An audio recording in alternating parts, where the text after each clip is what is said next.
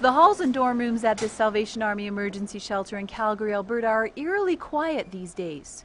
They recently announced the closure of 131 emergency beds, but not for the reasons you might think. Hi guys, how are you? Good, how are you? Good, how are you, Eric? Pretty good. Things all quiet over here these days? Oh yeah, pretty quiet. This is part of a citywide plan to reallocate funds, placing many of Calgary's homeless, like Gary Sytcma, in permanent housing instead of shuffling them from shelter to shelter. For Sytcma, this news is a welcome relief. Finally, he says, he has a place to call home. I can come home at the end of the day, I can put my feet up, and I can feel satisfied that I was a giving part of society. Right, because I have my address, I have my postal code, I give to society now by working and paying my taxes, and it's just huge what it does for my dignity. 3 years ago, the Calgary Homeless Foundation created a 10-year plan to end homelessness. Tim Richter led the project. Calgary realized that it had a homeless problem that was getting worse and worse. In fact, Calgary had Canada's fastest growing homeless population between 1992 and 2006. So in the summer of 2006, the latest homeless count had come out. It had gone up 30% from the 2 years before that. Just a staggering number. After consulting with some experts in the area of homelessness, Richter realized that it was going to cost more to ignore the problem than to do something about it. So the community rallied around that idea. Calgary became Canada's first city to have a 10-year plan to end homelessness. Among some of the first to come forward were members of the faith community. Well, the faith community has always been on the front line and among the first to respond to need in the community, right? They put up shelters, they house people, they'll support people, they provide warm clothes, and they're this remarkable resource in Calgary. The Salvation Army has been on the front lines in Calgary for more than 100 years. In 1989, they opened the Booth Centre to provide shelter for those with no place to stay. There was no hesitation to get on board with the 10-year plan to end homelessness, and the results speak for themselves. Within 3 years, more than 2,500 people have found permanent housing. A year ago, on any given day, there were 200 empty beds in the city at around the various shelters. So we've been working to say, you know, where can we assist in this? And the decision was made that the Salvation Army would close 131 emergency shelter beds here at the Booth Centre. The facility is owned by the provincial government and was funded.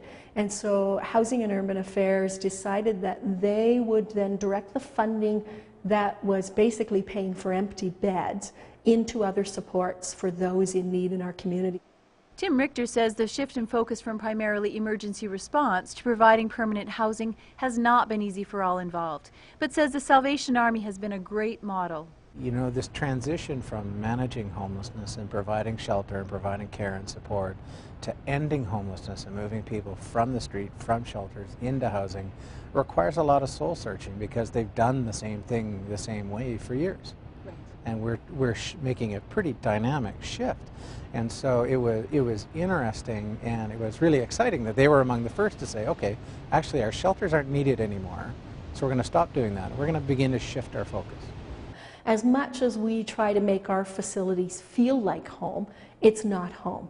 And for the Salvation Army, we want to help people restore their dignity so that they have a name. God knows each person by name.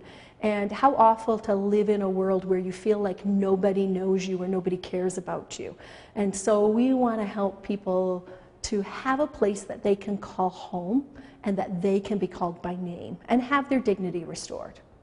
Richter says that the 10-year plan's mantra, housing first, came from asking the homeless what they needed, rather than assuming what it was. There's a great story out of one of our outreach teams, you know, a couple who had been living under a cardboard box in an alley in downtown Calgary for all of 7 years. Nobody had ever asked them, you know, if they'd like some place to live, if they'd like an apartment. So the outreach team went up to them and said, they used to sort of hand out sandwiches and the basic sort of essentials, you know, blankets to keep them warm while they're homeless. They went up to this couple and said, so could we interest you in an apartment? And they're like, well, yeah, I'm living in a cardboard box in an alley, of course you could. Which is exactly what Gary Sytcma wanted. Although riddled with a crack cocaine addiction and needing help, he didn't like turning to emergency shelters. I didn't like it. I didn't feel safe, which led me to, you know, that was part of the other part of my bottom that led me to get help. I was at the Dream Center for 8.5 months before I finally got into external housing, which we're at today. The Calgary Dream Center is not an emergency shelter. They work with men wanting to find their way back in society through an extended in-house recovery program for 125 men and a more recent initiative in conjunction with the 10-year plan to end homelessness. They have been purchasing properties to provide permanent housing for the men who complete their recovery program.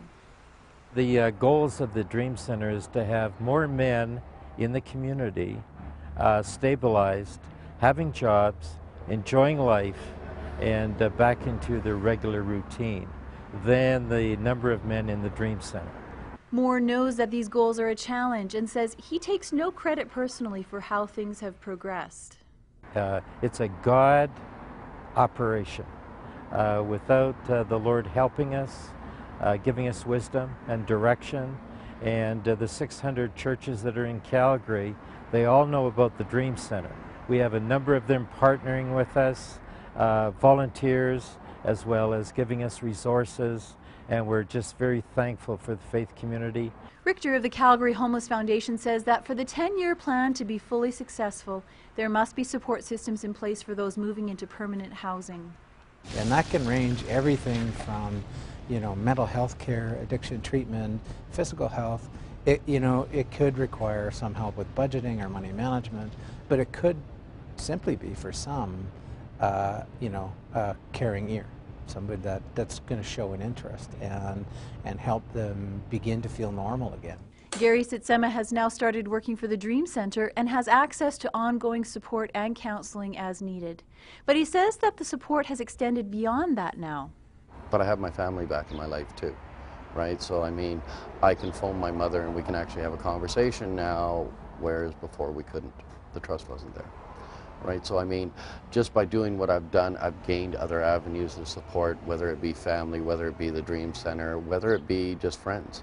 I have friends that are back in my life that are willing to help, right? They reach out to me. And most importantly, he has been able to reconnect with his 9-year-old daughter. When we were in church on Sunday, they were pointing out people that made milestones. On Sunday, I actually reached my year of clean time. And my daughter put her head on my shoulder and said, "I'm proud of you, Dad." And I forget the next 10 minutes because I couldn't, words can't describe how that felt. But I have the respect and the love of my daughter in my life, and that's huge. We have an obligation as Christians or not, that we need to step up to help people. And helping people is not keeping them in shelter. Helping people is a home, like everybody else, despite their many flaws. Addiction, mental illness, bad behavior, right? We need to reach out to the most vulnerable, get them off the streets, out of shelters, and into a home. We're going to end homelessness one person at a time. In Calgary, I'm Natalie Faith for 100 Huntley Street.